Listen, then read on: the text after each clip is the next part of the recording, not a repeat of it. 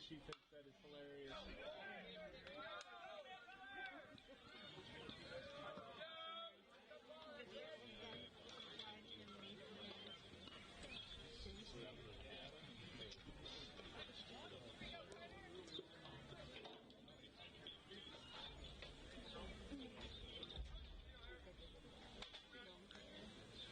It's overtime.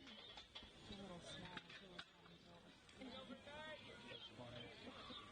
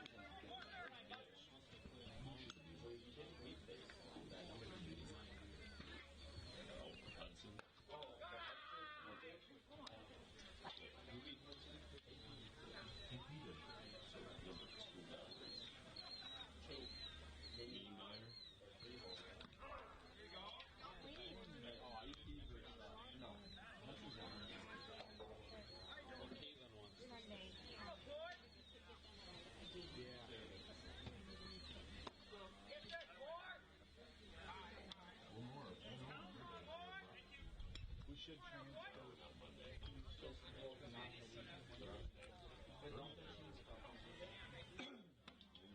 Bring it down. So the rankings that they'll use to determine what most of the top teams and where That's the right. top teams are getting split. I guess I So should the have. rankings will come out Monday, and they'll use those to I guess what I can do is get it from my start setting the playoffs. I mean, it'll probably yeah. So it's so it'll be like they did with basketball. So we'll know our seeding, but we don't know location. No, we'll know everything. On Monday. Not on Monday. I thought they were doing it on Monday. No, so they're only releasing rankings. So the coaches association rankings come out Monday, and then the state will use those rankings and start compiling playoff brackets, and which will be released on Thursday. So like the games Monday and Tuesday, that'll still count for them? No. So what we do up to tonight, that's it.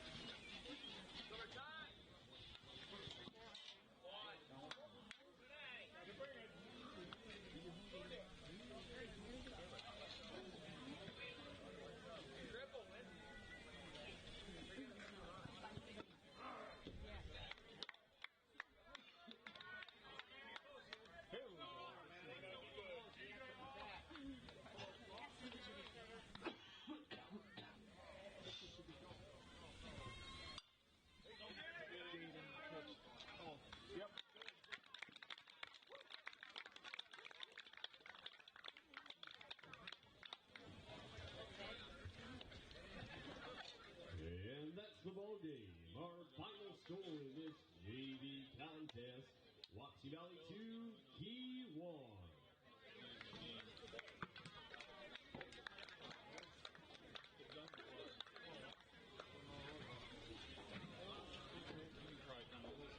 And stick around, beginning around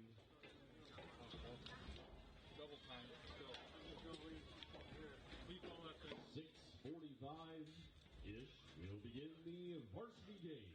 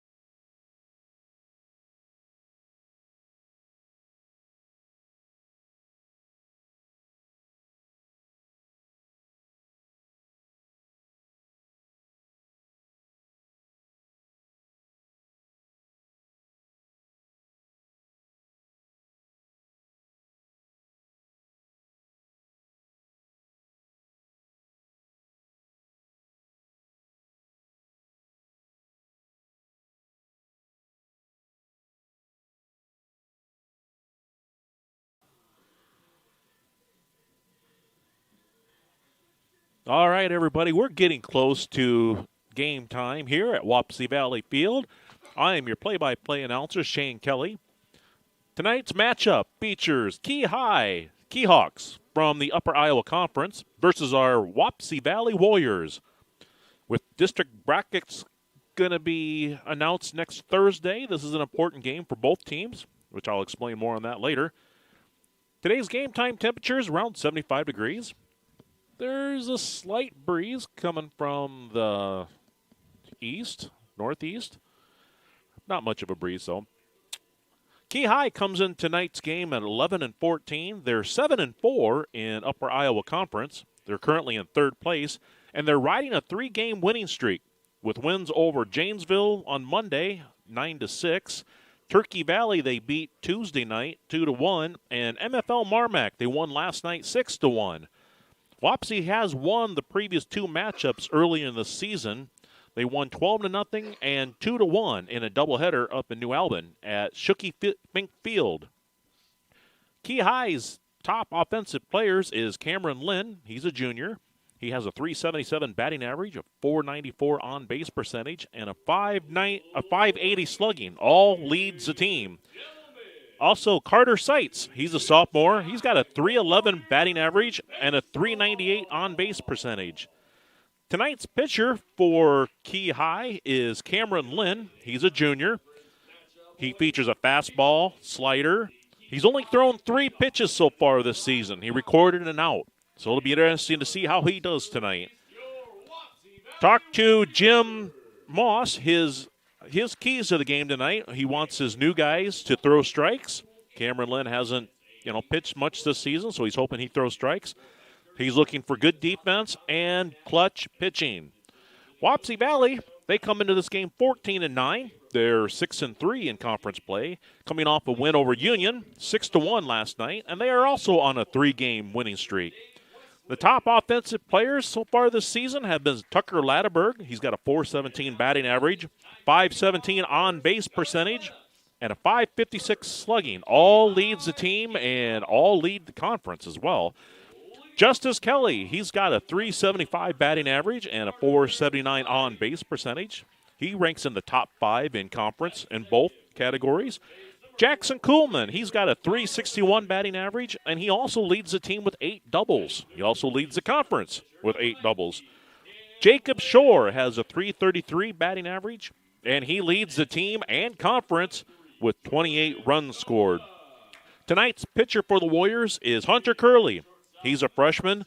So far this season, he's 1-1. He has a .158 earned run average, and he's got 20 strikeouts in 17.2 innings pitched.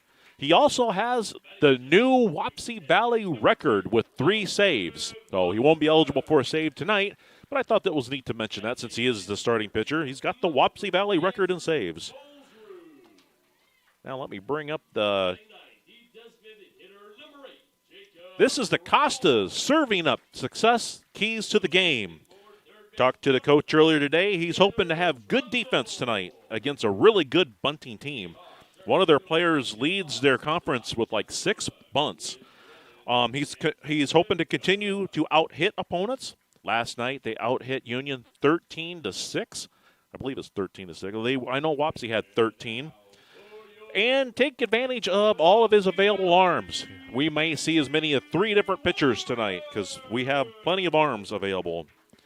Officials for tonight's game is David Wessling. He'll be the home plate umpire, and Dean Youngblood. Tonight's starting lineup, first for the Keyhawks. Batting first is Carter Seitz. Braden Darling's batting second. Cam Lynn is batting third. Jordan Coda's batting fourth. Caleb Drape's batting fifth. Carson Strong is batting sixth. Dalton Munderman is batting seventh. Batting eighth is Andrew Colesrud. And rounding out the lineup is Jacob Rolfs. He'll be the DH, DHing for Tanner Trondell. Forgot to set the overlay. There it is. And then for the Warriors, defensively, they line up this way. In the outfield, it'll be Bellis, Harder, and Shore. In the infield, they'll have Hesse, Kelly, Hebner, and Kuhlman. The battery will be Hunter Curley, and Tucker Latterberg will be behind the plate today.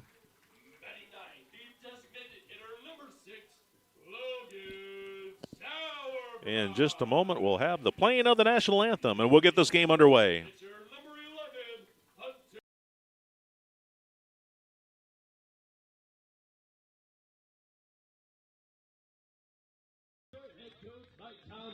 Assisted by Colin Bergman. At this time, ladies and gentlemen, ask you please rise if you're able to do so. Face the flag in center field. Gentlemen, remove your caps as we honor our nation and those who protect its freedoms and liberties with the playing of our national anthem.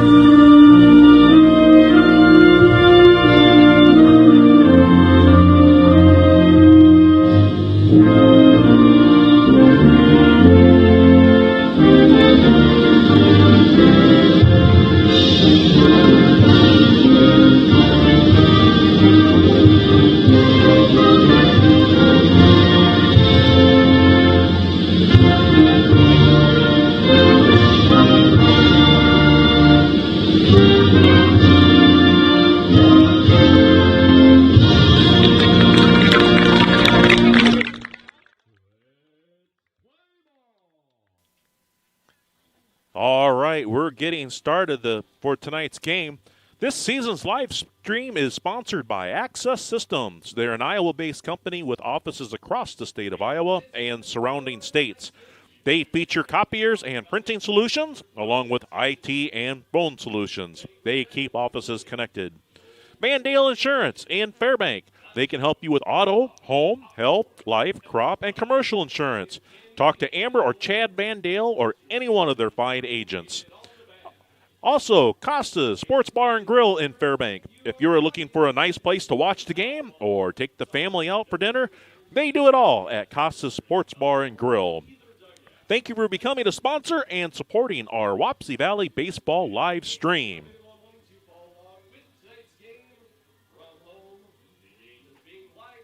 So, warming up is Hunter Curley. Like I said earlier, this is an important game for both teams. Tonight's the last game before the rankings come out on Monday. The coaches' rankings is what they use for seeding purposes. So the games up to this point will count, although the brackets will not be announced until next Thursday. And what we're hoping for is we're hoping to see a home game in district play. Wapsie's got a chance to be a 2 seed. And Keyhigh also has a chance to have home games as well because it comes down to if you have lights or not in some districts. So we'll see how that plays out.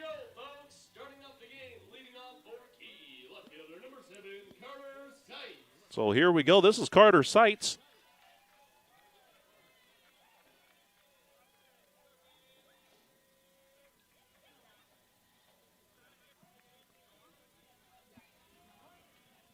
Carter's batting .311 so far this season. He takes the first pitch upstairs for a ball. He also has a .398 on-base percentage. His slugging is .338. He leads the team with 17 runs scored, so he scores if he gets on base. He takes the second pitch upstairs for a ball. 2-0 is our count.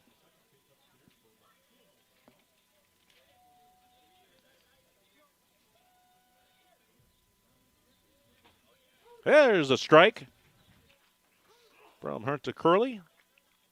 Makes our count 2 balls and 1 strike. Carter is a sophomore. He takes that pitch for a strike. That'll even the count 2 balls and 2 strikes.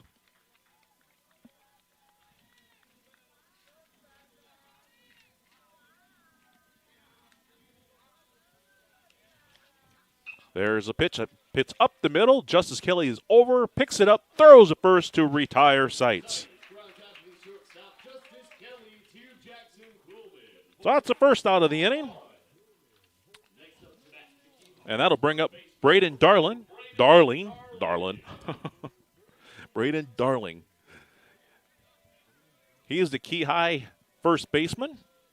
He's got a .263 batting average. But he leads the team with 6 sacrifice bunts. He takes that first pitch upstairs for a ball.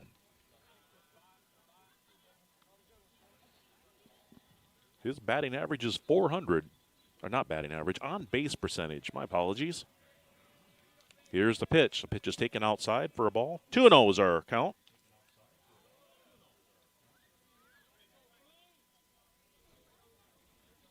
Braden is also a sophomore. There's a pitch. That pitch is a strike. I believe Key graduated 8 seniors off last year's sub-state team. They made it all the way to the sub-state finals. That pitch is hit high up in the air toward right field, and it's going to drop for a hit. So that'll give Key High their first hit of the game.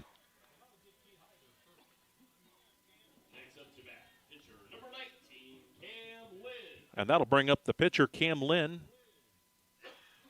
He pretty much leads a lot of different categories for the Hawks. A .377 batting average, .494 on base, .580 slugging. He's got 3 home runs so far this season, which leads his team. That first pitch is taken for a strike. So he's got some power.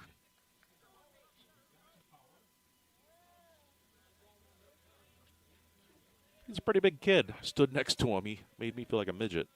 That pitch is fouled straight back, but a lot of players do that. I'm not very tall.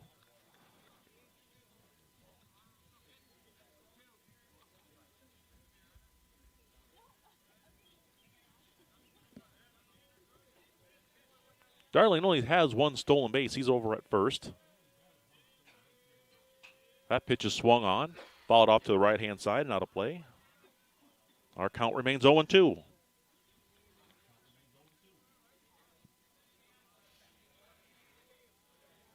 Cam has also been hit the most. He's got 6 hit by pitches so far this season. He does stand pretty close to the plate.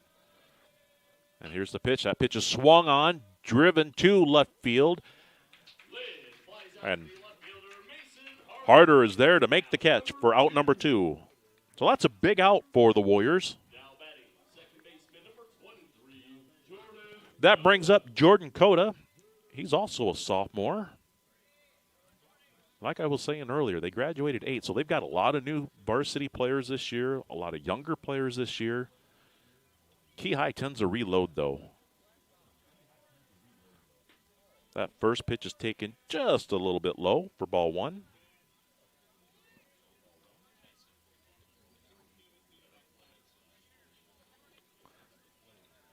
Jordan's got a .229 batting average, but he gets on base .329 on base percentage. That pitch is skied up in the air, and I think it's going to go out of play. On the right-hand side.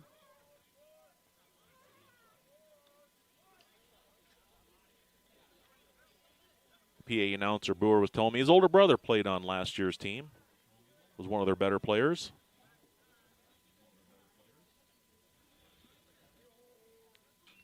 And there's another Cota that plays on the JV team. He also sometimes plays varsity, Trey Cota. So it's a baseball family.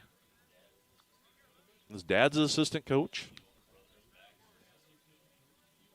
The older brother's assistant coach too? Okay. One played last year. Went out and got his coaching certificate then. That's good for him. That pitch is swung on. He fouled that right off himself. Bounced up and hit him. Count remains 1-2.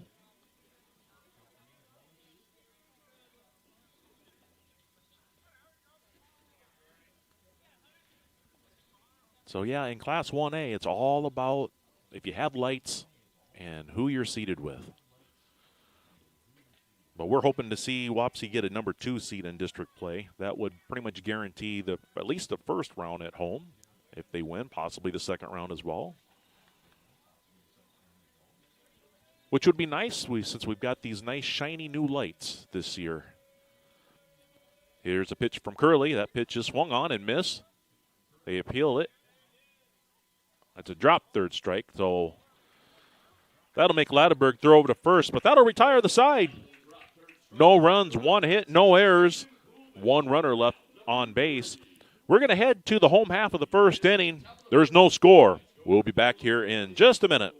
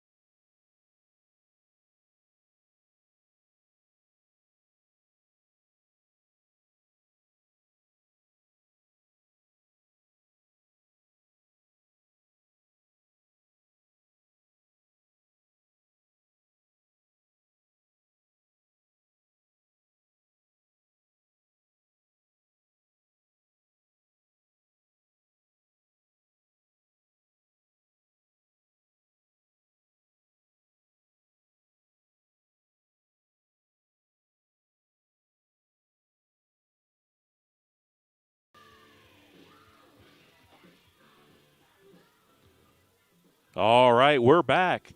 Here's the lineup for the Warriors.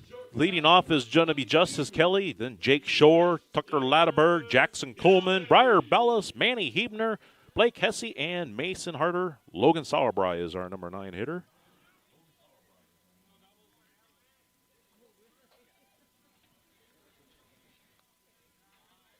Defensively, here is how the Key High Keyhawks line up their position.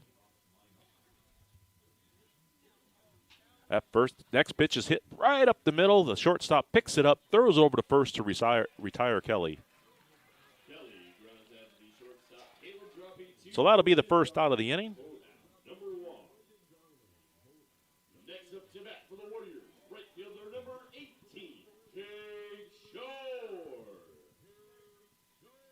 That'll bring up Jake Shore. He's a junior.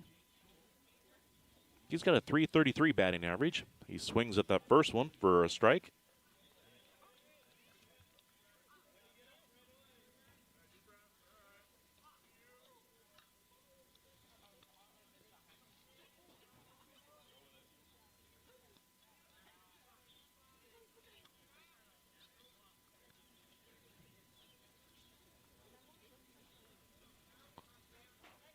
All right, there's another strike. So our count's now 1-2. Sorry, doing a little positioning on that scoreboard. Want to make sure you guys can see the field. Here's the pitch. That pitch is swung on. It's grounded weakly to the second baseman. He scoops it up, throws it over to first. That's Coda to Darling for the second out of the inning.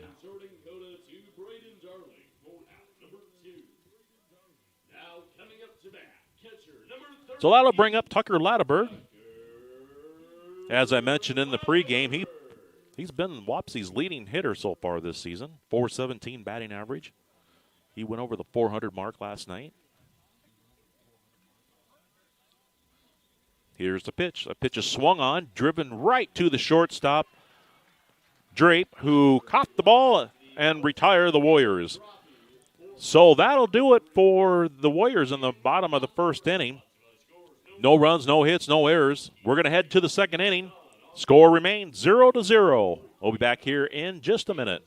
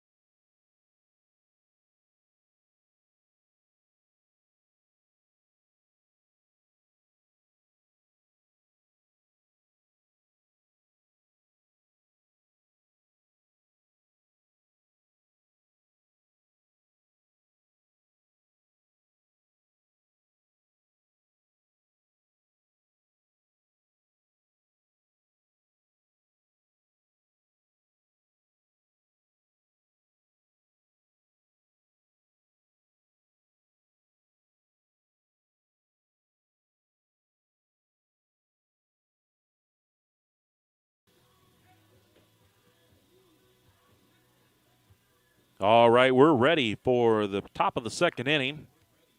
Caleb Droppy, not Drape, or whatever I said before. It's Droppy. He's due up for the Keyhawks. He's got a .297 batting average. He's a junior.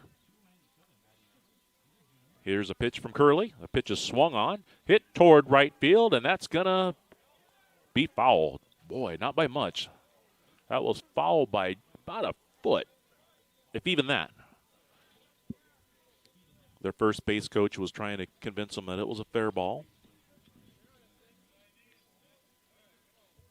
But it'll land harmlessly for a foul.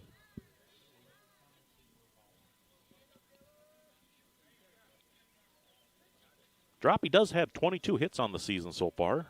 All of them singles. That pitch is taken high for a ball.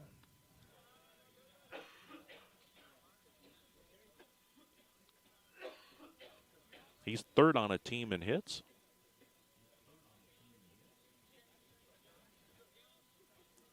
He's also taken 10 walks. He's got a .402 on-base percentage. He skies that one up in the air toward left field, and that's also going to drop foul. So it looks like he can hit to both sides of the field. He's dropped one on the right-hand side and dropped one on the left.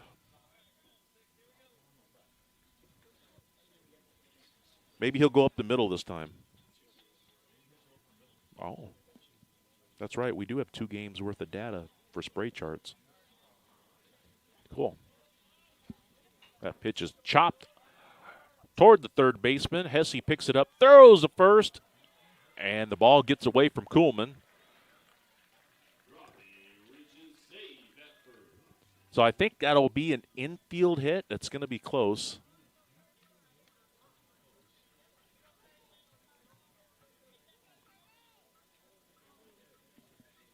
Looks like they're calling that an error. That was a tough play. Slow roller toward third base. I might have called it a hit. That'll bring up Strong, Carson Strong. He's a sophomore.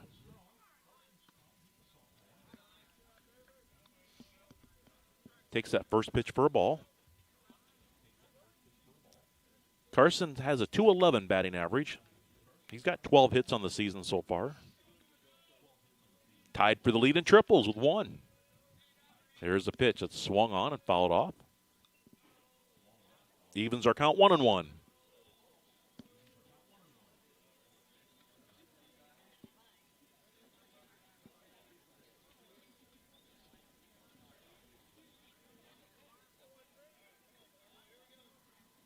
Strong is ready again. He's showing bunt, and he gets one down toward the first base side, but it's out of play. It's falls harmlessly for strike 2. That was one of the coach's keys to the game, was defending against that bunt.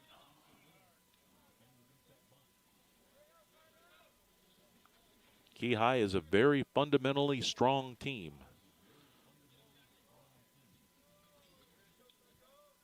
They don't make very many errors. They have 23 total errors on the season in 25 games. That's under 1 a game. That's pretty good.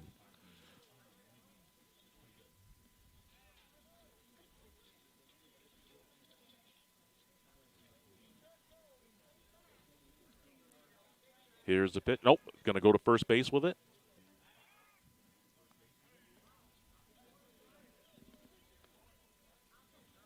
Dropley only has 1 stolen base so far this season. Just want to make sure he doesn't get too big of a lead if they're dropping down a bunt. That pitch is taken outside. It gets away from Ladeberg.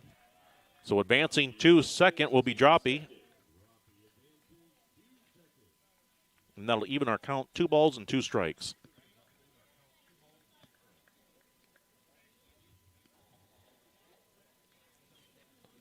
Umpire is talking to Hebner.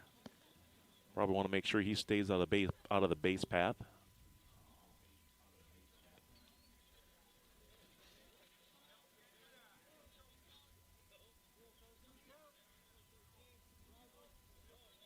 Droppy gets his lead at second. Pretty big lead. Here's the pitch. That pitch is just a little outside. So that'll make our count full. 3 balls and 2 strikes.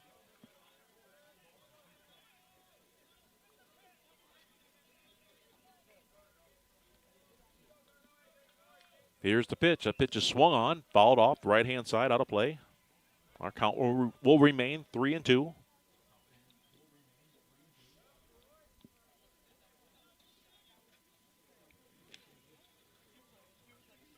Nice to see so many folks on a Friday night. Thanks for joining us. Hope you're enjoying the broadcast. Here's the pitch. Swung on and missed for strike 3. So that's the first out of the inning. That's a big out for the Warriors. That'll bring up Dalton Mutterman. He's their catcher. He's got a .221 batting average. Here's the pitch from Curley. A pitch is taken for a strike. Dalton does lead his team in walks. He's got 14 of them so far this season. So he does get on base. He's got a .379 on-base percentage.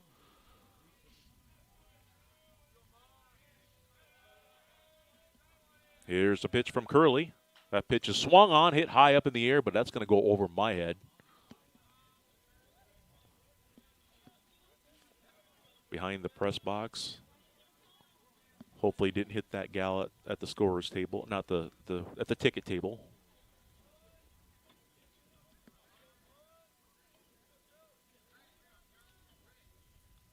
Here's the pitch. The pitch is swung on, laced on the third base side, but it's going to go foul.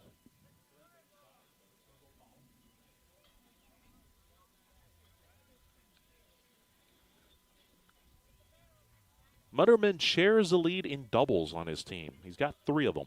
He shares that with Lynn.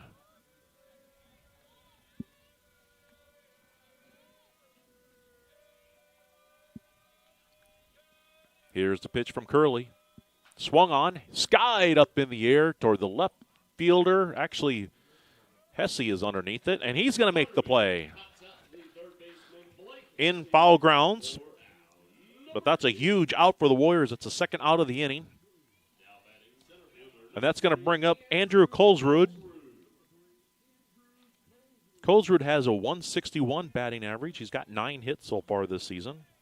But he takes his walks. He's got 13 of them. Like I said, this Key High team is known to be fundamentally strong. They're going to make you work. Here's the pitch. Taken for a strike. I don't know if you can hear their dugout through the outside mic. Their dugout is lively. Their junior varsity players are always up. They're right at the wall, the dugout wall. Always making noises, trying to distract the other team. Swung on and missed for strike 2.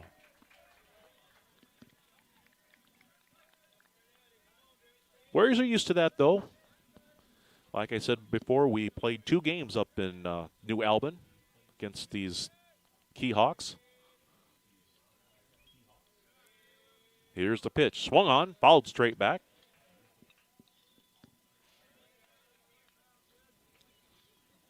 I like that ballpark up there, Shooky Fink Field. Named after a longtime baseball resident up in New Albin. Baseball supporter for Key High. Shooky Fink. That pitch is called strike 3, and that'll end the inning. Let's see, no runs, 1 hit, no errors, 1 runner left on base. No hits. That's right, they called that an error. So, but 1 remaining on base. We're going to be back for the home half of the second inning in just a minute. Our score is still tied 0-0.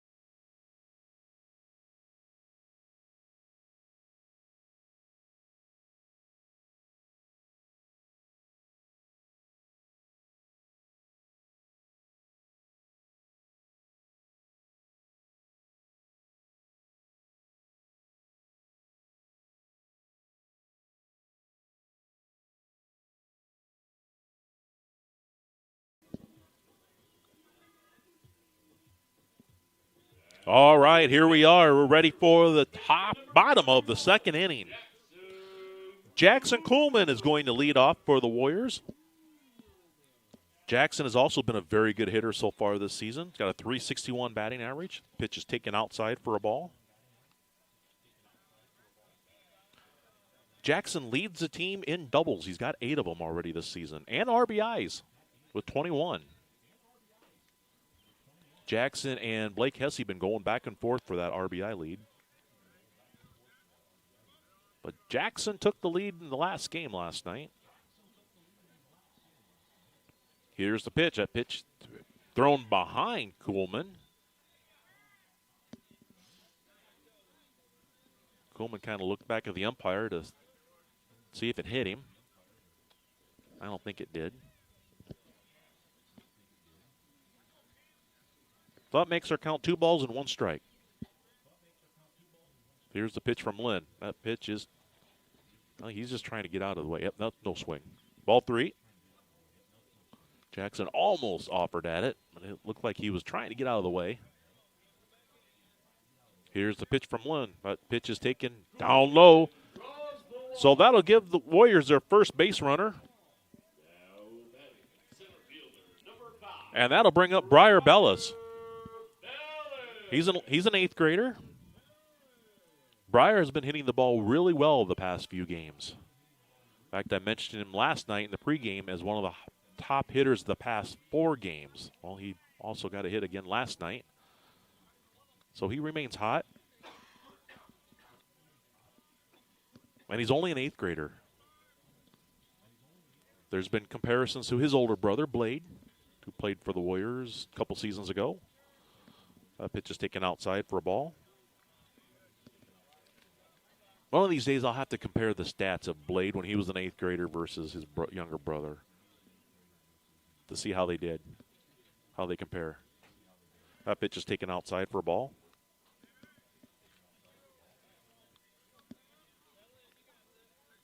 Blade was a fine hitter for the Warriors and a very good pitcher too. Briar is showing bunt here, but I think it's just to distract the catcher. Yep, he's going to take that one for a strike. Makes the count 3-1.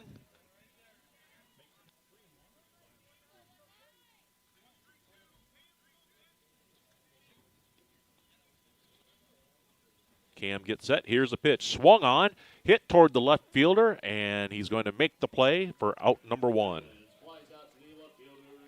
Made good contact, but it was right at Seitz who made the play.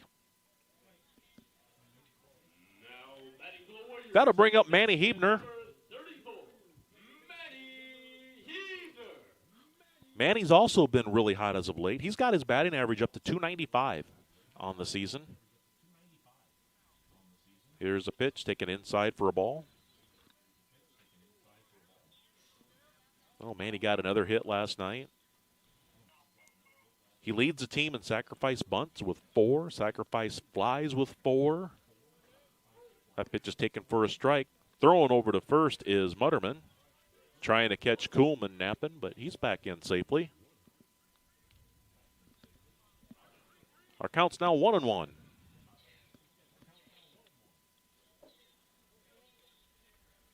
Here's a pitch from Lynn. That pitch is taken upstairs and in for a ball. Yeah, Manny's one of the leaders in the state in Class 1A in sacrifice flies. He is, I think, ranked 3rd. That pitch is taken on the outside corner for strike 2.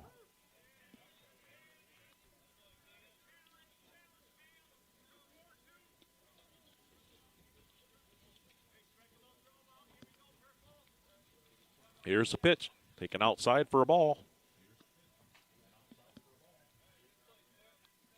3-2 is now the count. So far, Lynn has looked pretty good. Again, this is his first varsity start that I'm aware of, at least this season. Pitch is hit, chopped toward the pitcher. The pitcher wings it over to first to make the second out of the inning. But that'll advance Kuhlman to second base. Puts a runner in scoring position for Blake Hesse, who, like I said, he's been chasing him and Jackson Kuhlman have been going back and forth in RBIs. He's got 20 of them on the season. He's one of the conference leaders. He hits that one, skies it up in the air, but it's going to go out of play on the right-hand side.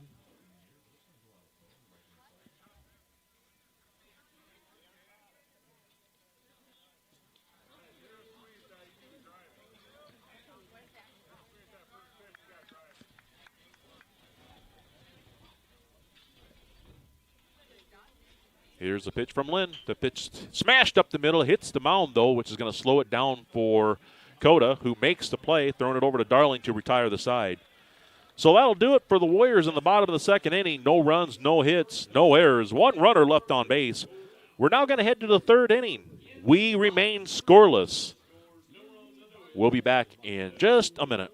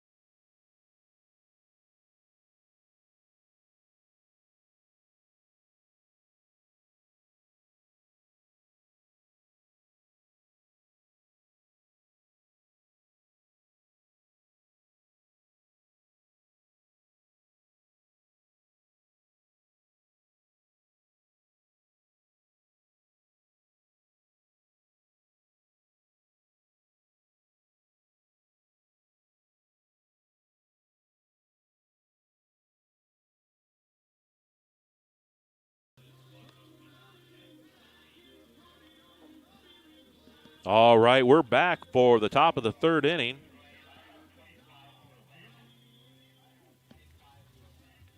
Due up is Jacob Rolfs. Rolfs, I should say. He's a senior. I believe he's the only senior in their lineup. Yep, he is. He swings and misses at the first pitch. Strike one. Rolf's got a 129 batting average. He's got 8 hits so far this season.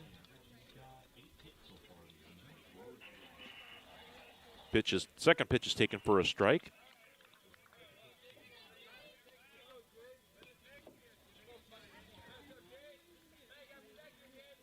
Here's a pitch from Curley. A pitch is swung on and missed for strike 3. Rolf slams his bat down. Disappointed, I'm sure. That'll bring up the top of their lineup, Carter Seitz.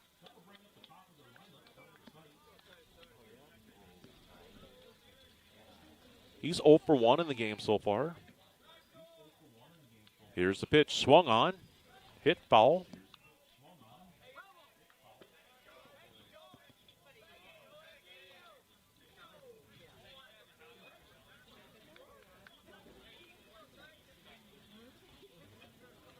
Like I do before every game, I go over and talk to the visiting players, find out what their favorite teams are and favorite player. A pitch is check swing, but he held up. Makes the count 1-1. Seitz's favorite team is the Chicago Cubs, but his favorite player is Metcalf for the Seattle Seahawks, a wide receiver. That pitch is taken for strike 2.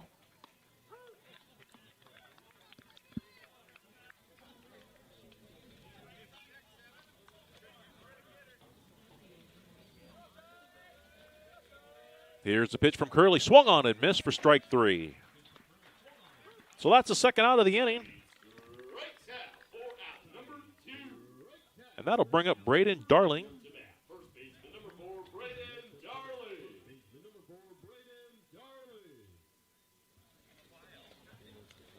He got a hit in his first time at bat.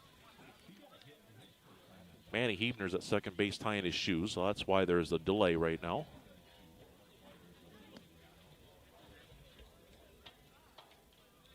I think he's double knotting them. He picks his glove back up, and he's ready to go. Braden's favorite team is the Minnesota Twins. Try to get a favorite player out of him, though. He's like, I don't know. I'm like, well, how about Joe Mauer? Okay, yeah, you can say that. Took that first pitch for a strike. Hall of Fame catcher for the Twins. I figure he would like him. That pitch is way outside for a ball. Evens our count 1-1.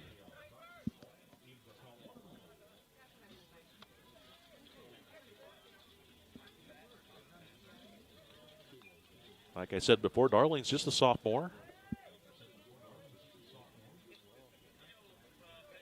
Next pitch is taken inside for a ball.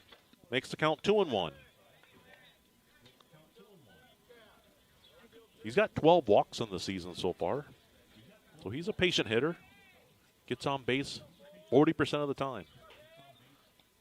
That pitch is just missed for ball 3. Hunter's going to want to throw strikes here. You got Cameron Lynn on deck. Here's the pitch, taken inside for ball 4. So that'll put a base runner on in front of Cam Lynn. Like I said before, Cam is a pretty good hitter. 3 home runs on the season, 3 doubles, 26 hits, all lead the team. His favorite team is the Miami Marlins. Takes that first pitch for a strike. But I tried to get his favorite athlete. He just couldn't come up with one. So I'm like, all right, tell me your favorite snack. He's like, put me down for fruit snacks. So he drives that one towards the gap between left and center, and that's going to fall down for extra bases. Briar Bellis having trouble picking it up out there. He throws it in. The first run is going to score. And that'll give Keyhigh the early lead. Like I said, Bellis had a hard time picking that ball up out there. But that ball was drilled to left center, right into the gap. They're going to bring in a courtesy run. Trey Cota, that was the younger brother that I mentioned of Jordan Cota. He'll courtesy run for Lynn. And his older brother's at the plate, Jordan Cota. Again, he's also just a sophomore. Here's the pitch. Taken for a strike, for strike 1. I just cleared that strike off the screen, too. I should have just left it up.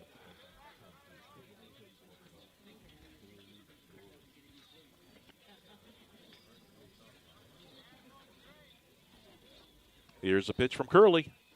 That pitch is also taken for a strike. 0-2 is the count.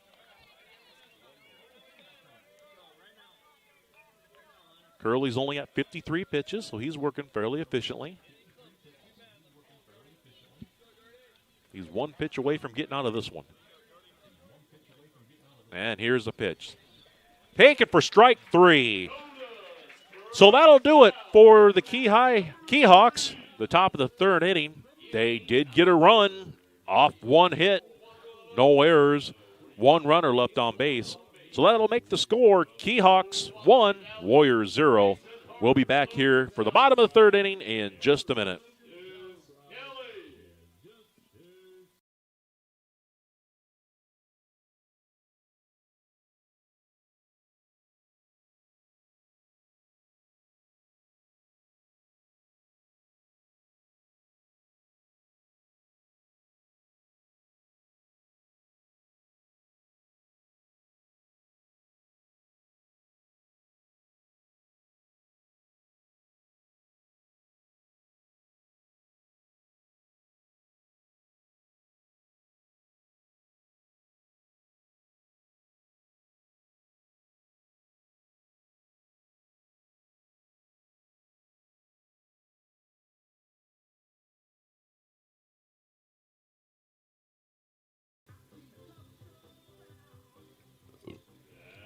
All right, we're back for the bottom of 3rd inning.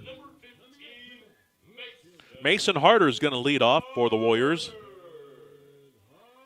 I was talking about efficiency. Cam Lynn has also been very efficient. He's only got 24 pitches thrown. Throws that first one for a strike.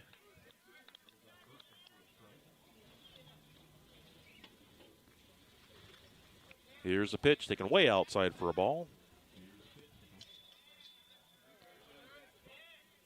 Mason's batting average has also been climbing. It's up to 191 on the season so far. He's looking for his 10th hit of the season. He's got 9. That pitch is taken outside for a ball. Makes the count 2-1.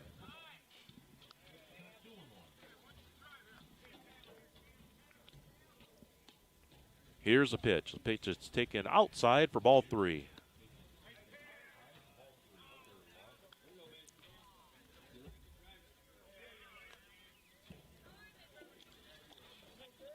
Here's the pitch from Lynn.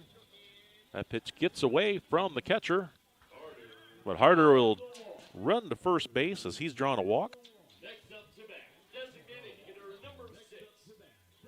So the Warriors have the leadoff man on for the second time in a row. Let's see if they do anything with it. Logan Sauerbrei is the batter. He's got 3 hits so far this season and just 11 at-bats. He bunts that first one down, but foul.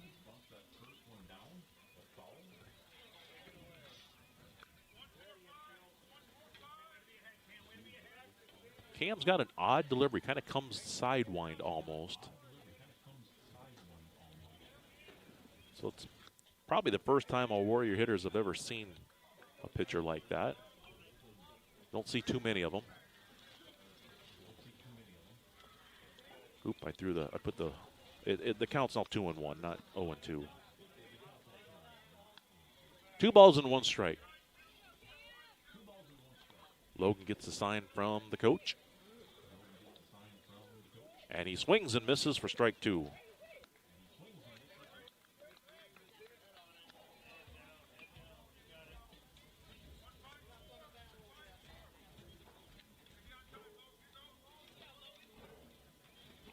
Here's the pitch. Swung on, fouled straight back.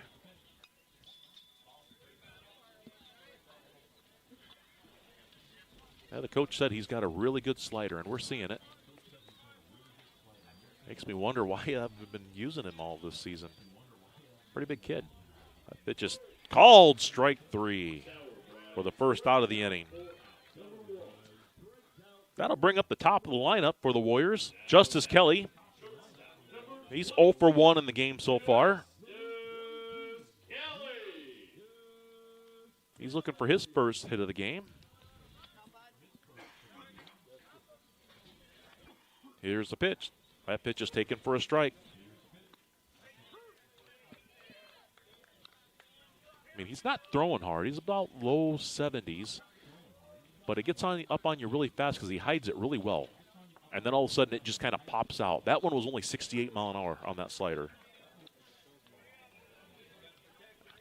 And right-handed hitters just can't see that pitch until it's almost right there at you. That pitch is swung on and missed for strike 3. That's a rare strikeout for Justice. Just a 6-1 of the season. So you know he's having problems seeing the ball. That'll bring up Jake Shore. He's 0 for 1.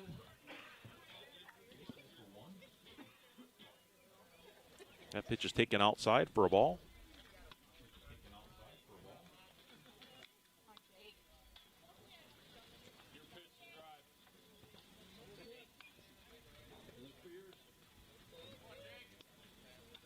Lynn steps off, throws over to first.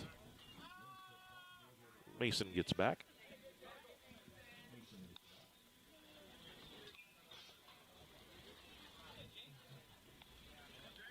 Here's the pitch from Lynn.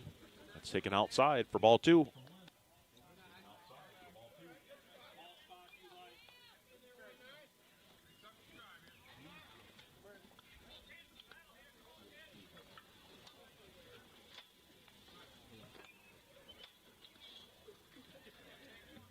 Here's the pitch. Swung on. Fouled off. Right-hand side out of play.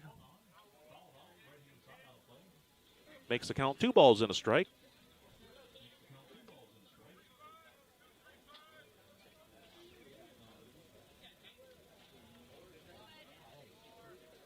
Here's the pitch. That pitch is going to hit Shore. So that'll put runners on first and second.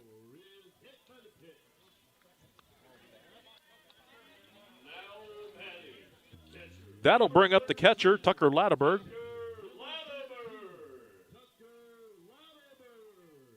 He's the one you want up in this situation. .417 batting average. Gets on base, .517 on base percentage.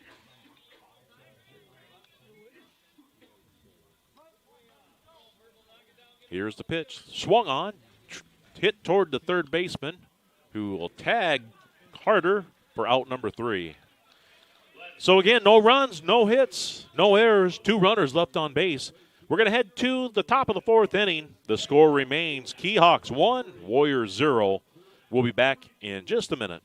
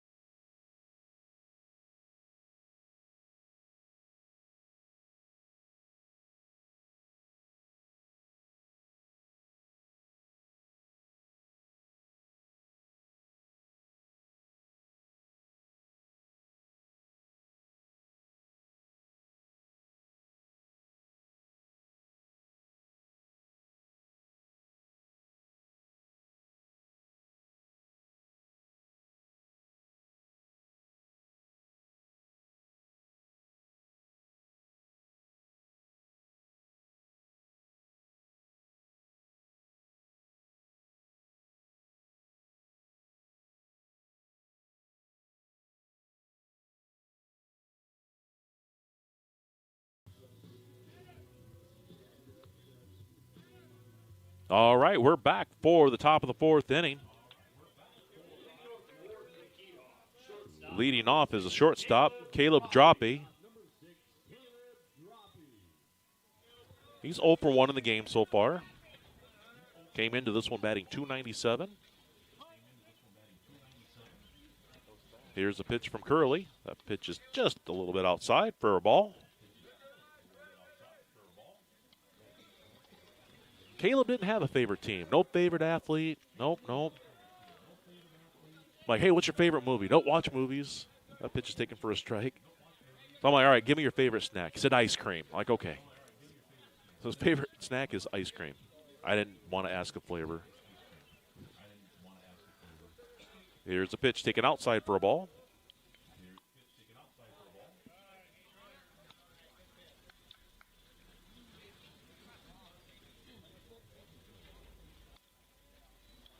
Here's a pitch. Taken for a strike for strike 2. Makes the count 2 balls and 2 strikes.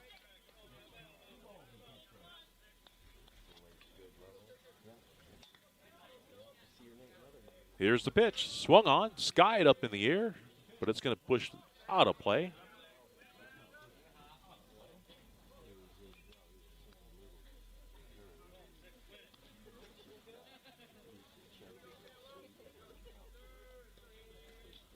Here's a pitch from Curley. That's poked toward the right-hand side, and Coleman caught it for out number 2. For out number 1, I'm sorry. Little line drive out.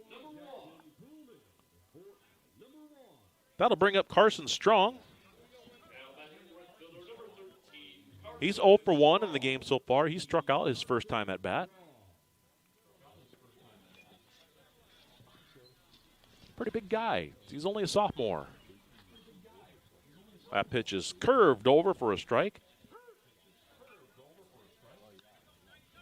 Nice curve ball by Hunter Curley there.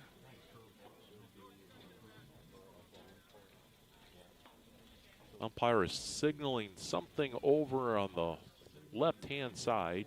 They must have taken care of it. Because we're back in play. Here's the pitch from Curley. That pitch is curved over, but a little inside. It comes in at 65 mile an hour.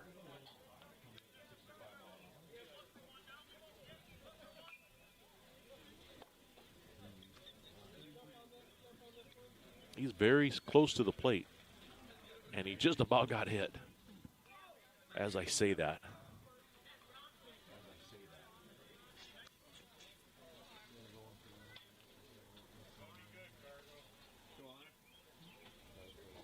Looks like he's a couple inches back now. Here's the pitch. Swung on. Hit toward the third baseman, but foul. That's Blake Hesse over there.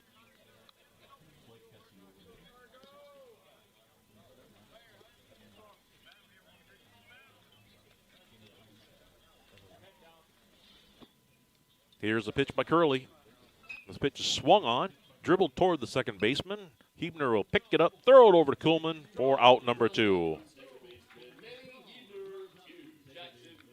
So that'll give us 2 outs in the inning. And that'll bring up Dalton Mutterman. He's also a sophomore. They have 5 sophomores in their lineup. So a lot of promise for these Keyhawks. A younger team, like I said, they only have 1 senior in the lineup. That pitch is taken for a strike. I'm sure for most of them, this is their first year playing varsity, as last year's team was a senior-dominated team. That pitch is taken down low for a ball.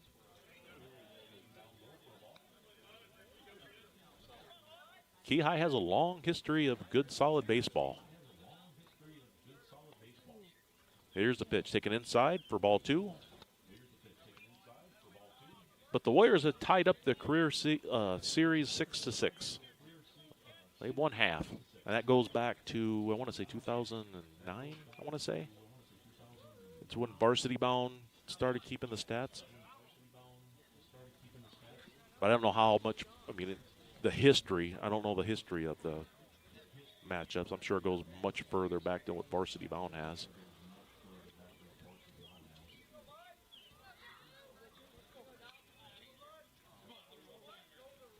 Here's the pitch, swung on, fouled off.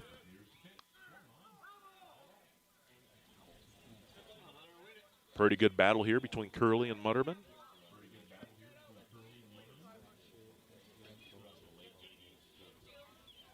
Oh, really? Board just shared with me that in the 80s and 90s, they were in the same conference.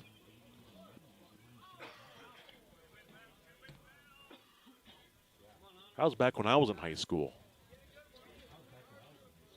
I didn't even know who Wapsie Valley was back then. And now here I am calling baseball live stream. Yeah. I grew up in Vinton. I grew up a Vinton Viking. My senior year is when they consolidated with Schellsburg, so now they're called Vinton Schellsburg. That pitch is taken for strike 3, but it gets away from Latterberg. He throws over to first, and he gets it. It went right over the runner's shoulder, and Kuhlman caught it to retire the side. No runs, no hits, no errors. We're going to head to the home half of the 4th inning. Our score is still Keyhawks 1, Warriors 0. We'll be back here in just a minute.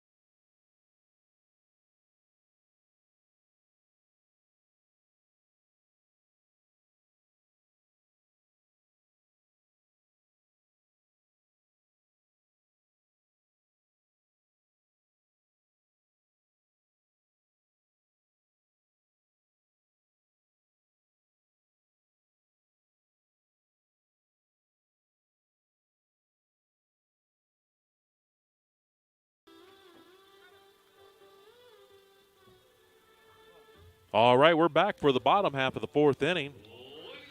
Due up for the Warriors is Jackson Kuhlman, Briar Bellis, and Manny Hebner.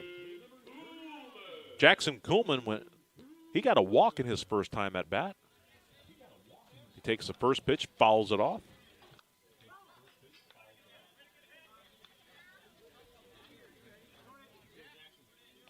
Like I said, Lynn's been very efficient. He's only at 44 pitches so far.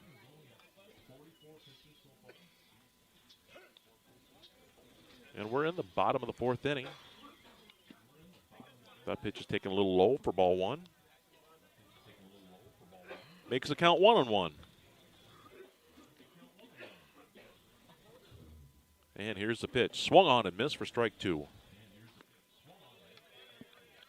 Looks like Coleman just swung right over the top of it. Makes the count 1-2. Here's the pitch. Swung on, chopped up the middle. Weakly. Lynn picks it up, slings it over to first to retire Coleman. So that's the first out of the inning. That'll bring up Briar Bellis. Briar is 0 for 1. Warriors are looking for their first hit of the game. So far, they're being no hit by Lynn.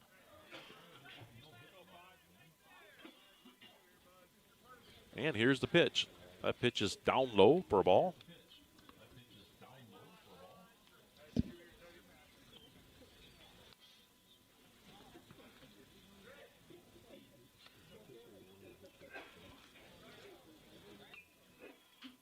That pitch is hit weakly on the first base side, but it's going to roll foul.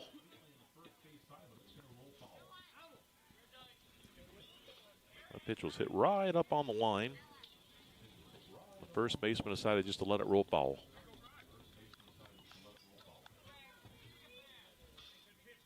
Munderman was nice enough to pick up Bellis' bat for him and flip it to him.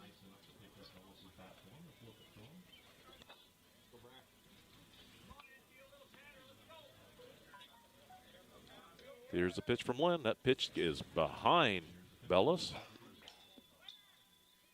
Taking for ball two. Lynn has been a little wild at times, but the Warriors haven't been able to take advantage of it. They've only drawn 2 walks. Here's the pitch. That's taken outside for ball 3.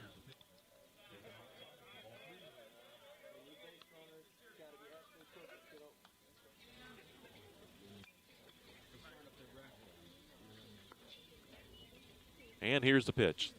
Swung on, chopped toward the first base side, and it's also going to roll foul. Makes the count 3 balls and 2 strikes.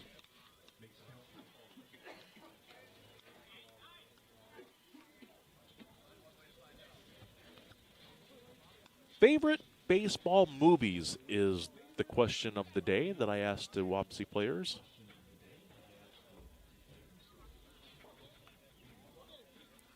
Here's the pitch. Swung on, hit up toward the left field side, and it's caught by Seitz. So that's the second out of the inning. And that'll bring up Manny Hebner. Second baseman, number 34, Manny Hebner. Manny's 0 for 1. Here's the pitch. Taken for a strike.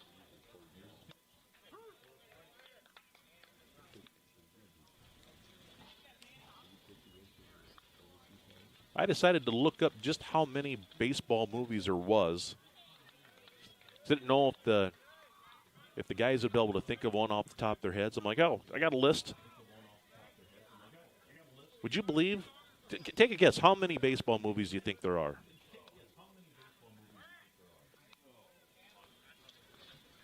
Well, yeah, technically, it's over 100. That pitch is way outside for a ball. That's closer. 181 total baseball movies. Can you take a guess what year the first one came out? I'll give you a hint. It's before you were born. Before I was born. That pitch is fouled toward the third base side. Manny kind of twisted his ankle there. He's walking gingerly. 1927. You're only off by 29 years. 1898 is the very first baseball movie. 1898. And the title of it's called The Ball Game. It's actually a documentary, a short film in 1898 baseball game between the Reading Phillies and the Newark Bears. I missed that. That's okay. Take it for a ball. 3 balls and 2 count, and 2 strikes is the count. That pitch is hit high up in the air toward the right fielder, but the second baseman makes an over-the-shoulder catch to retire the side. So that'll retire the Wapsie Warriors in the bottom of the 4th inning. No runs, no hits, no errors, no runners left on base. We're going to need to get something going here, boys. We're going to head to the top of the 5th inning. Keyhawks still lead the Warriors 1-0. We'll be back here in just a minute.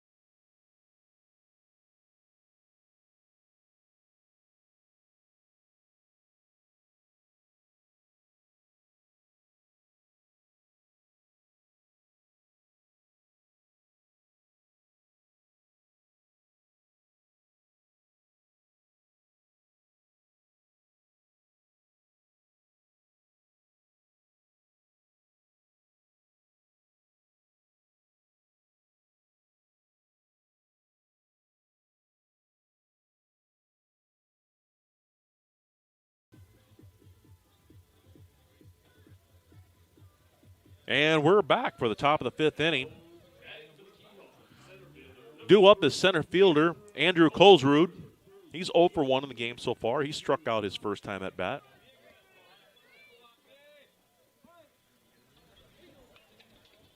Here's the pitch from Curley. Swung on and missed for strike 1. So, yeah, the very first baseball movie is 1898. The next one didn't come out for another 13 years later, in 1911. And believe it or not, it's about a girls' baseball team. That pitch is taken down low for a ball. Back in 1911, called Short. It's about an all-girl baseball team using 2 Harvard boys in disguise. Board looks really interested. I can tell he's going to go home and he's going to Google that movie and he's going to watch it tonight. I wonder if it's been remade in color. 1911. That ball skied up in the air toward the right fielder, but it's going to go foul. Evens our count 2-2.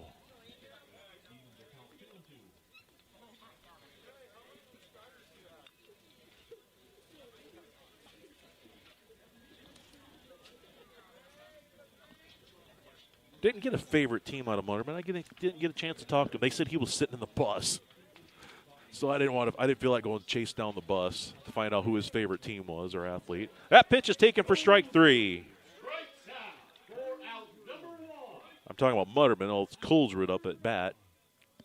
Kolsrud, I did get his. His favorite team is the Twins, but his favorite player is Max Kepler. That'll bring up Jacob Rolfs to the plate. That pitch is hit right up in the middle, just past the glove. Justice Kelly will pick it up and throw it over to first to retire Wolf. Rolfs is thrown out on a very good play by Justice Kelly. He had to come a long ways, come to the second base side to pick up the ball and throw him out. Hunter Curley almost caught it. It just missed his glove. And it's probably a good thing it did miss, or it might have glanced off of it and went a different direction. That'll bring up the top of their lineup. Carter Seitz, he's 0 for 2 in the game so far. Here's the first pitch from Curley. It's taken for a strike. Strike one. There's now 2 outs in the inning.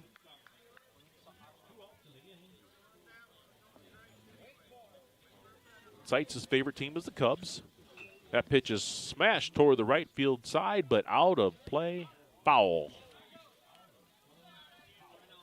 Falls behind 0-2. But yeah, I'll get to those movies in the next half inning. It was interesting to see what the guy. Some of them changed their mind. They said one and came back and said, hey, can I change it to this? That pitch is taken for strike 3. So that'll do it for the Keyhawks. In the top of the 5th inning, no runs, no hits, no errors. We're going to head into the home half of the 5th inning. I've got some favorite baseball movies for you, so stay tuned, and hopefully we'll see some runs also next inning. We'll be back here in just a minute.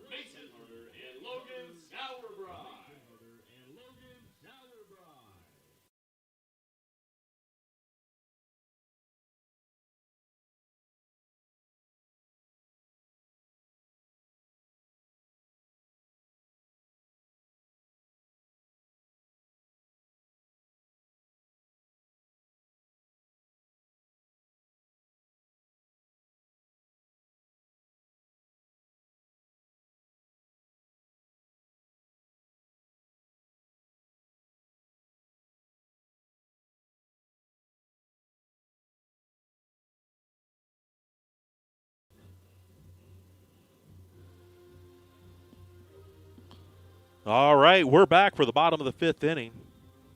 Bohr played the Warrior fight song. I don't know if it's a fight song, but it's the one where the Seminoles, I think, play it. Blake Hesse's up for the Warriors. Takes the first pitch for a ball. So Blake Hesse's favorite baseball movie. That pitch is skied up in the air towards center field. Center fielder goes back on it, and he's got room. He'll make the play for out number 1. But his favorite movie was The Sandlot. That's a very popular movie. That'll bring up Mason Harder. Mason Harder's 0 for 1, I think. Yep.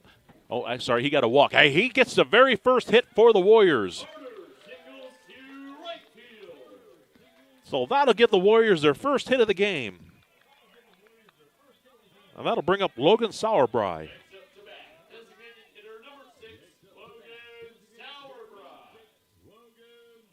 Logan's 0 for 1. He struck out his first time at bat. That first pitch is taken outside for a ball. Logan was one that changed his mind. He first told me The Sandlot, which is a popular choice. But then he came back and said, hey, can I change mine to The Benchwarmers? His favorite baseball movie is The Benchwarmers. I enjoyed that movie myself. Wouldn't call it one of my favorites, but it's a popular movie. That pitch is taken outside for a ball.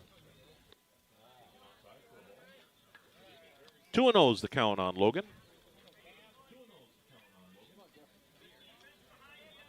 Here's the pitch.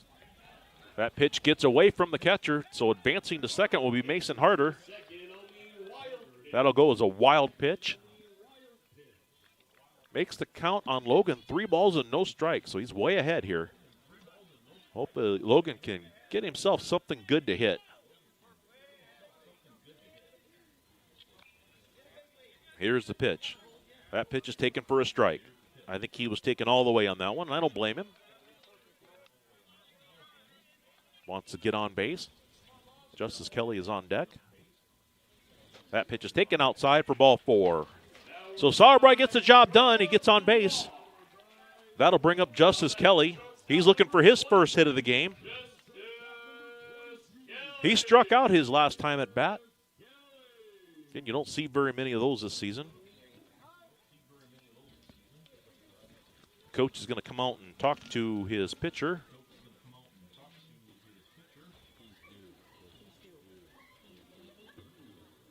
That's Jim Muss. This is Lynn's first start of the season, so he probably does want to check in on him and make sure his arm's still all right. He's going to leave him in the game, it looks like.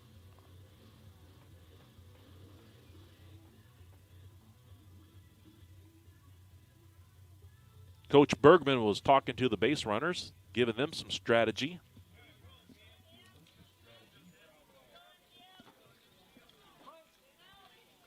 Here's the pitch, swung on, skied up in the air toward the left fielder. He doesn't have to move very far. He's going to make the play for out number 2.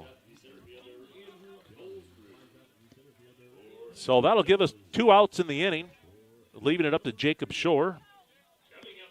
Jake is 0 for 1 in the game. He got hit by the pitch the last time at bat.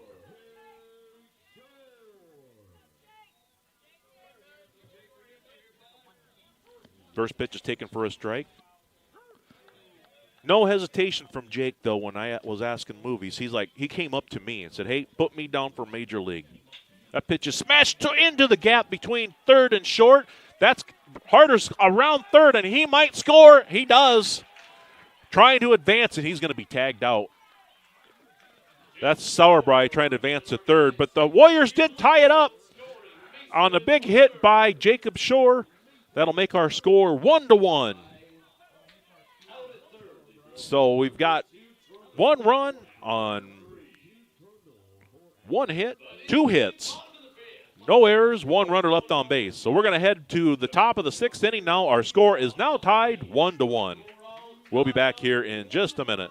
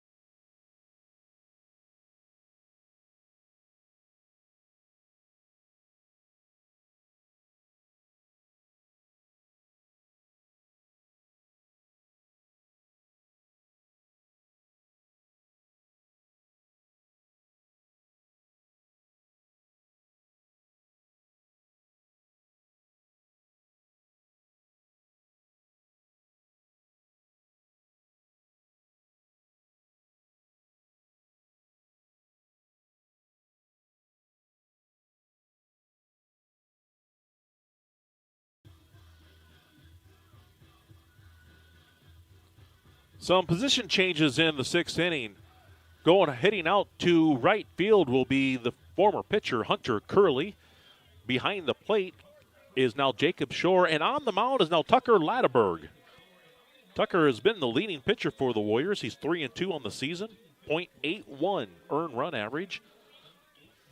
I'm sure Coach was trying to save him for Monday night's doubleheader, but in a game like this, close game, first pitch is taken for a ball.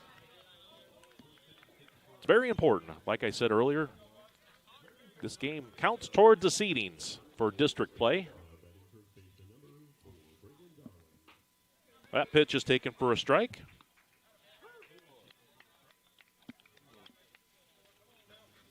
The batter is Braden Darling. He's 1 for 1 in the game, also walked. That pitch is swung on and missed for strike 2. Yeah, the game's getting late. We're tied up 1-1. Jake Shore came up with a huge hit in the last inning. That pitch is swung on and missed for strike 3. So that's the first out of the inning. And that'll bring up Cam Lynn. He's 1 for 2. He smashed that double a couple innings back that scored their first run. Very good hitter for Keyhawks up here, up to bat. That pitch is taken upstairs for a ball.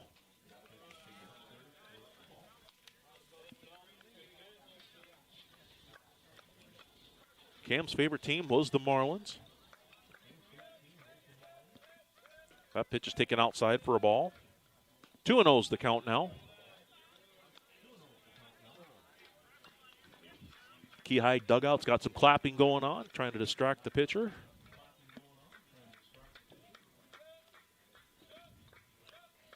Kind of a marching clap.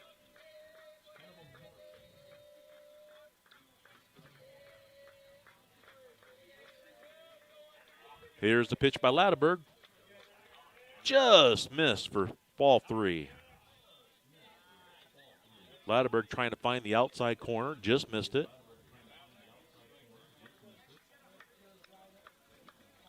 Three balls and no strikes. And here's the pitch. That pitch is taken right down the middle of the plate for strike 1. Might have been taken all the way there.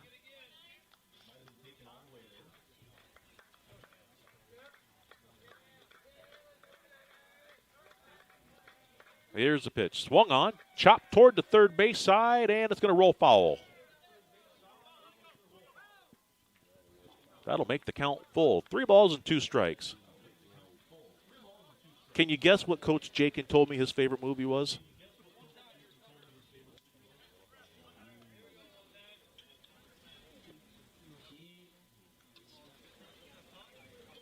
No, not a Little Big League.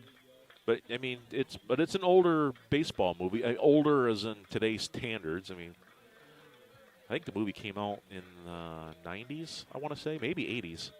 That pitch is skied up in the air towards the gap. Hebner comes in, dives, and makes the play for out number 2. That's Mason Harder, excuse me, not Hebner. So used to Hebner playing left field, but that's Mason Harder out there making an outstanding play for the Warriors for the second out of the inning. And that'll bring up Jordan Cota. Jordan's 0 for 2. But getting back to the coach's favorite movie, The Natural. Yep, he's got that Wonder Boy that he uses for batting practice. That pitch is skied up in the air and foul. Yep, that's a Robert Redford movie. Never seen The Natural? Yeah, okay. It is an older movie. I can't remember when it came out. I want to say 90s. I get my 80s and 90s mixed up. Maybe 80s.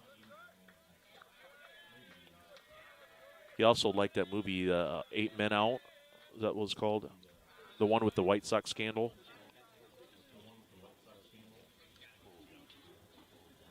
Counts now 1-1. That pitch is swung on, chopped toward the third baseman. Hesse has it. He throws it over to first, and that'll retire the side. No runs, no hits, no errors. No runners left on base. We're going to head to the home half of the 6th inning. Our score remains tied 1-1. We'll be back here in just a minute.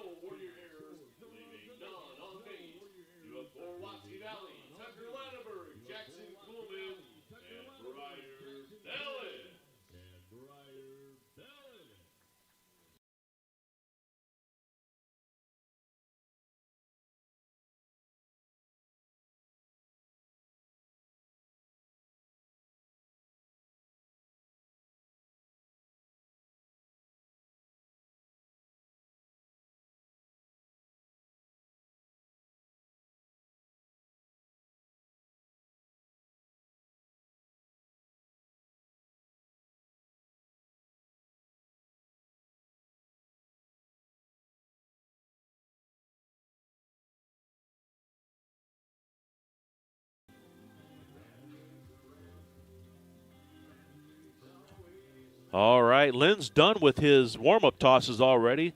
He's still in the game. He's only got, let me look here, 71 pitches so far. So he has plenty left. Tucker Latteberg is up to bat for the Warriors. He's 0 for 2 in the game so far, so he's due. That pitch is taken outside for a ball. Again, I'm doing favorite baseball movies. That pitch is smashed toward the left fielder, but it's going to get right at him for out number 1. Boy, that was a good hit. It just hit right to the wrong spot. Tucker Latterberg's favorite movie is Moneyball. It's one of my favorite.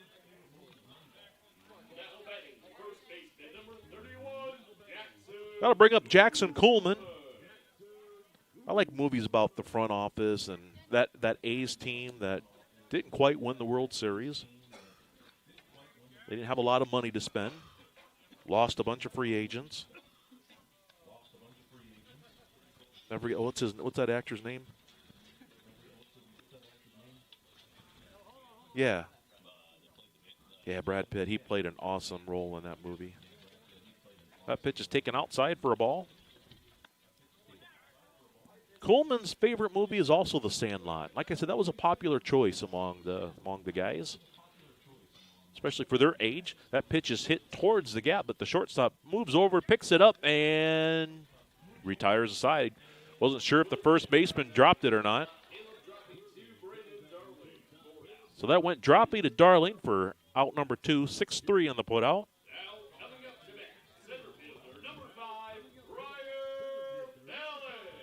That'll bring up Briar Bellis. He's 0 for 2 in the game so far. That pitch is checked swing, but taken for a ball. He was able to hold up. Briar's favorite movie is one of my favorites as well. I like 42, that movie, the Jackie Robinson story. That pitch is inside for a ball. I've also watched the original Jackie Robinson story. That's an older movie. I want to say that came out in the 70s. But 42 was a really good movie. Pitch is outside for ball 3.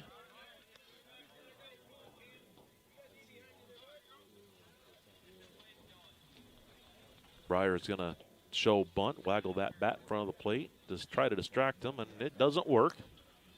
That's taken for a strike. Basically tells the other team you're going to take that pitch all the way. Here's the pitch. Outside for ball 4. So that'll give the Warriors a 2-out base runner. And that'll bring up Manny Hebner. Manny's favorite baseball movie was also 42. In fact, he was the first one to mention it. He mentioned it before Briar. Lynn throws over to first, and Briar's back safely.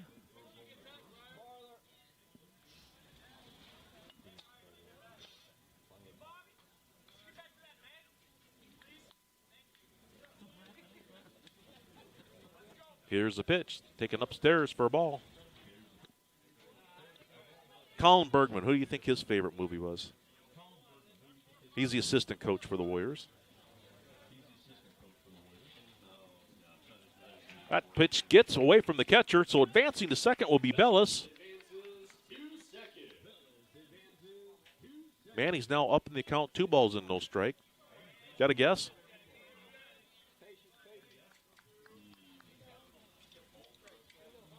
Actually, he is, but that wasn't his favorite movie. He mentioned that movie, though. That pitch is taken inside for ball 3. Trouble with the Curves is his favorite baseball movie. But Bull Durham, he mentioned that one too. That pitch is taken for ball 4. So after getting the first 2 outs in the inning, Lynn has walked the next 2 batters, and I think the coach is going to make a pitching change here. Lynn has pitched a heck of a game. He's gone through 5 2/3 of an inning, only given up 2 hits, 1 earned run, but he did walk 5. And we're going to have some pitching changes. In to pitch for Key High will be number 6, Caleb Droppy. Caleb has pitched the last 2 games, but he's thrown exactly 25 pitches. He threw a 1-pitch save against Turkey Valley. He threw 1 pitch, got the final out of the inning. Actually, he got the win. He got credit for the win in that game because it was the top half. Or no, it was the bottom. He must have gotten the save. But anyway, he told me he got credit for the win on that. And then he came in last night's game and threw 24 pitches, so he's eligible again to pitch tonight. He's got a 4-2 record. He's one of Key High's better pitches. He's got a 5.32 earned run average. He struck out 15 in 23.2 innings. And he does have 2 saves to his credit. So, but he would be eligible for the win in this case if Key High was to come back in or to take the lead and they was to win this game. Also giving you the final numbers for Curley, he pitched 5 innings, pitched 82 pitches, only gave up 2 hits, 1 earned run. He only walked 1. He struck out 9. So it's a very good outing for Curley. Lynn moves over to third. Trendle moved where? Oh, Jordan Cota moved to shortstop. Oh, Trendle's now at second. That pitch is hit toward the second baseman. Trendle picks it up, skies it up to first baseman, but he makes the play to retire the side. So no runs. That was Blake Hesse at bat there. No runs, no hits, no errors. 2 runners left on base. We're heading to the final inning, folks. Our score is still tied 1-1. We'll be back for the all-important 7th inning in just a minute.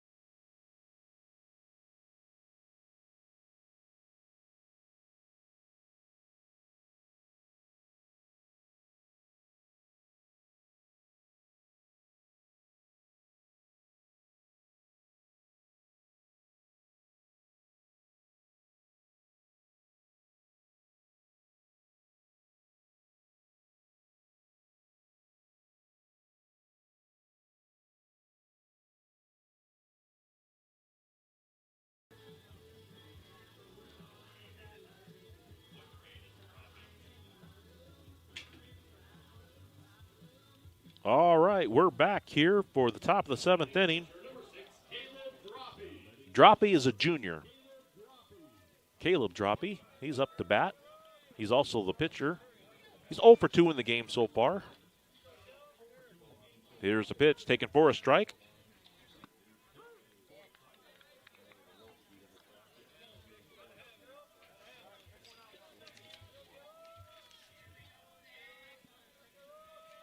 Here's the pitch, taken down low for a ball. It gets away from the catcher. Shore will go back and pick it up.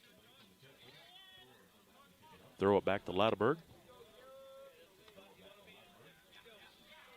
Sure, the coach wants to keep Ladeberg's pitch count down to save him for Monday night. There's a doubleheader against Olwine at Olwine. Those are conference games. That pitch is taken inside for a ball. But this game's important too, and this game's all tied up 1-1. Here's the pitch, taken for a strike. 2-2 is the count now.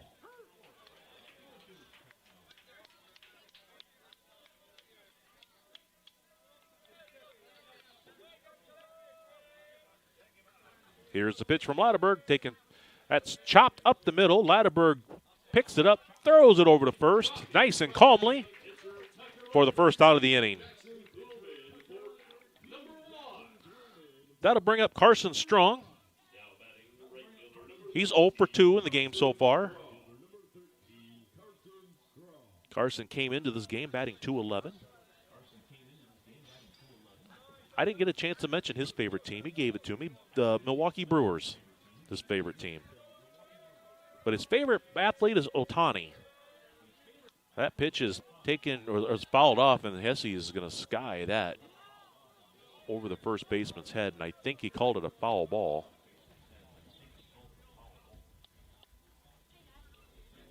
Nope, no swing.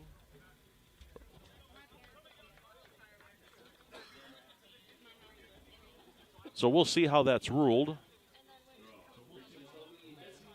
That's going to go down as an error on Hesse. Puts a runner on first base.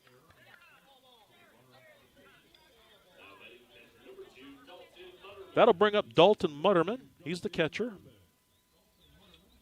He was the one hiding in the bus on me. Looks like they're bringing in the courtesy run. 22, Jared Reams, sophomore, is coming in a courtesy run.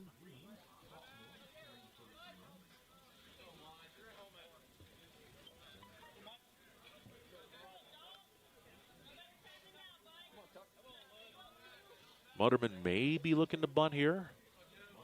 Like I said, the Keyhawks are a good bunting team. Sure, they like to get the runner in scoring position. That first pitch is taken for a strike. He didn't show bunt there. Well, third base coach just claps his hand this time. I don't think anything's on.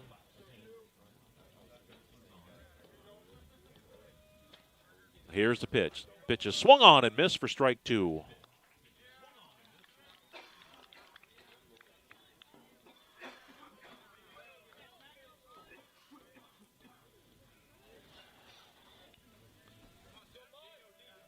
Here's a pitch from Latterberg. That pitch is taken for strike 3. That's the second out of the inning.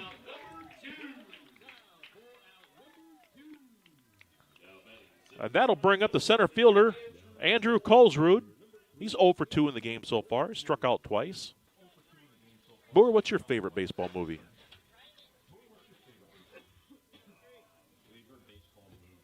That pitch is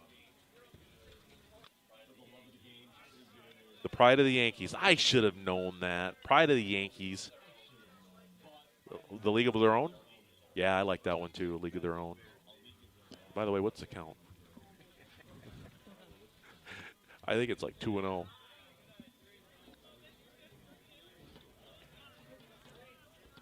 Come on, put your hands up, Ump, so we can see him. Oh, here's the pitch. I was distracting him. I think it's 3-0. That's my fault. Yeah, there's no strikes, but yeah, it's 3 balls. This is the 4th pitch. That pitch is taken for a strike, for strike 1.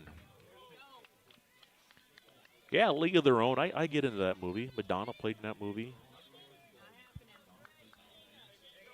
Tom Hanks played a really good role in that movie. I like Tom Hanks. Swung on and missed for strike 2. That's up there as one of my favorites. I like Bull Durham. Field of Dreams is one of my favorite, which is I love going to the Field of Dreams movie site. Been there a few times. Mason Harder mentioned that as his favorite movie. Swung on and missed for strike 3. So they get out of it. No runs, no hits. 1 man left. 1 error. So we're going to head to the bottom of the 7th inning. Wapsie's going to have a chance to win it on a walk-off. We'll see how they do. We'll be back here in just a minute.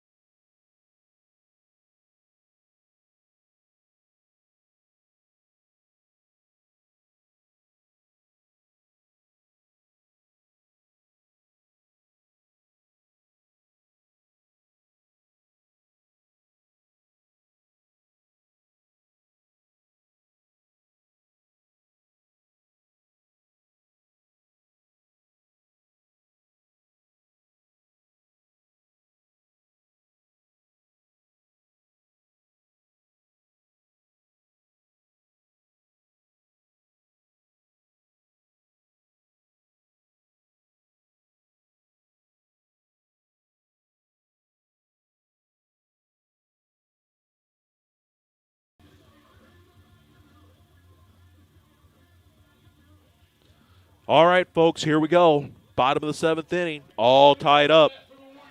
Mason Harder is due up. He got a hit the last time at bat. He's 1 for 1, also drawn a walk, so he's having a good game.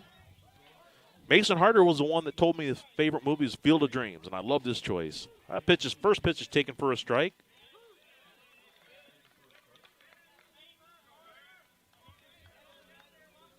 Can't beat a good Kevin Costner movie. Pitch is swung on and missed for strike 2. Mason's going to have to battle back. He wants to get himself on base here. The Warriors could use base runners. Here's the pitch from Droppy. Swung on and missed for strike 3. So that's the first out of the inning. That'll bring up Logan Sauerbrei. Logan got a walk in his last time at bat. He's 0 for 1.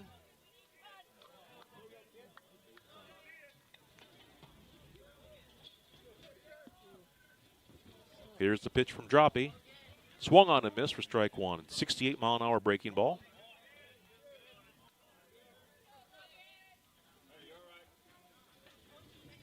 And here's the pitch. Swung on, skied up in the air, and it's going to go foul. So Logan falls behind 0-2.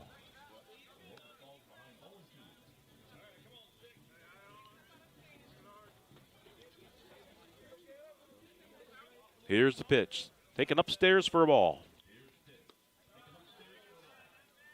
If you're on YouTube, drop in the live chat what your favorite movie is. I'll announce it. There's a live chat feature. That pitch is fouled straight back.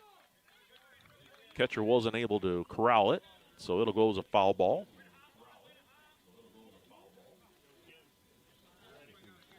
There's a lot of them out there, 181 to be exact. Taken outside for ball 2. I didn't realize there were that many baseball movies.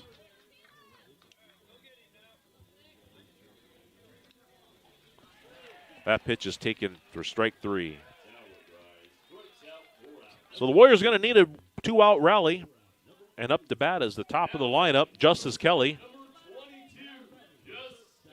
Justice Kelly is looking for his first hit of the game.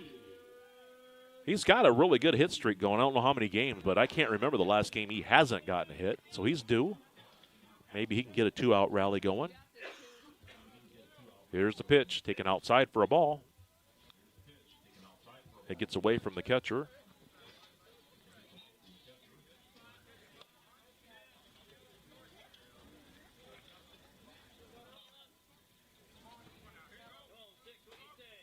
That pitch is taken for a strike. Right over the heart of the plate. The most recent movie is actually about a Yankees player. That pitch is fouled off. It's called It Ain't Over. Probably guess who it's about. It ain't over. It ain't over. Come on, you know your Yankees players. It ain't over till the fat lady sings.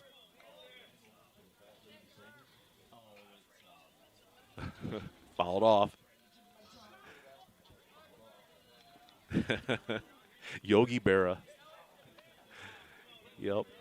Came out in 2022. Explores the life and career of New York Yankees Hall of Fame catcher Yogi Berra.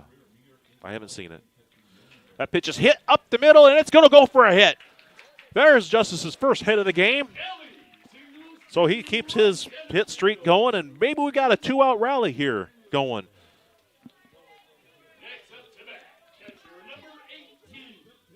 We'll see if Coach sends Justice here. He's got 10 stolen bases. We've seen that before. I forget what game that was where we won in the bottom of the inning. Justice got a failed stolen base or a steal sign. He went, almost got thrown out. The second baseman dropped the ball. That pitch is taken outside for a ball. Oh, what game was that? Was it the Jessup game? It might have been. Yeah, I think it was the Jessup game. I think you're right. They won it in the bottom of the 7th inning. Justice stole second, then Jake knocked him in. There's a hit up the middle. Drops in front of the center fielder. So here we got something brewing now. 2-out rally. We got the right guy at the plate, Tucker Latterberg. This is the situations as a young player that you're looking for right here. Bottom of the 7th inning, 2 outs, 2 on. All we need is 1 run. Hopefully Justice is running on anything. First pitch is taken for a strike.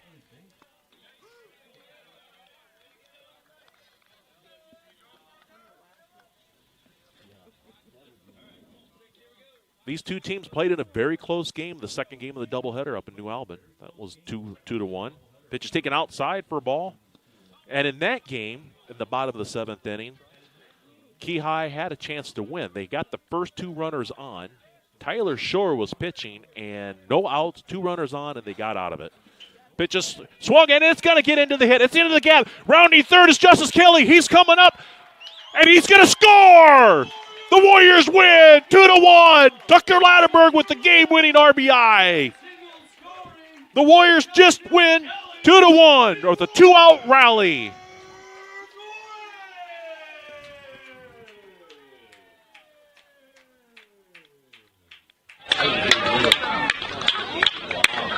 Listen to the crowd. Wow.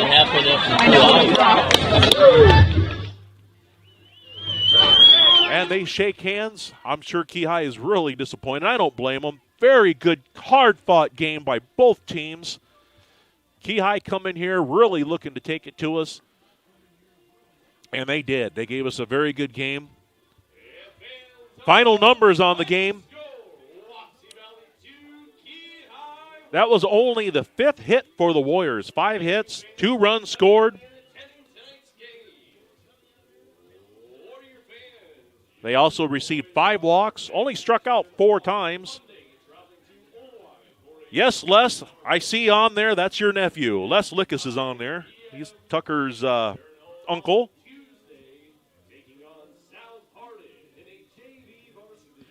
But at any rate, reading through these scores, Tucker Latterberg also gets credit for the win for the Warriors. He went 2 innings, didn't give up a hit, run, walk, struck out 3. For Key High had 2 hits on the night, 1 run, 1 walk, struck out 12 times. Cameron Lynn pitched the bulk of the game. He pitched 5.2 innings, only gave up 2 hits, 1 run, it was earned, 5 walks and 2 strikeouts. Droppy came in, pitched an inning. He's going to get the loss. That'll drop his record to 4-3 on the season. He gave up just 3 hits, run, it was earned, and he struck out 2. Winning pitcher, again, is Tucker Latterberg. He's going to go to 4-2 on the season. The Warriors improved their record to 15-9, while the Key High Keyhawks, they dropped to 11-15 is their record. Next game for Wapsie is at Owine on Monday night. They have a doubleheader with the first game starting at 5 o'clock. That'll be a conference game at Owine. Key will be at Southwind Monday night for their doubleheader against a conference opponent, with their first game also starting at 5 o'clock. Player of the game, I'm gonna call it Tucker Latterberg. Pretty easy. Came in, pitched the last 2 innings, got the game-winning hit. Player of the game right there. But that's going to wrap it up for us tonight at Wapsie Valley Baseball Field. Our final score, Wapsie Valley 2, Keyhawks 1. Thank you, everybody, for tuning in. We'll be back Monday night. Actually, it's in Owine. The next home game is, do you know, Blake? Tuesday. Next Tuesday is our next home game, and we'll have that live stream right here at Wapsie Valley Field. So everybody have a good night. Have a great weekend.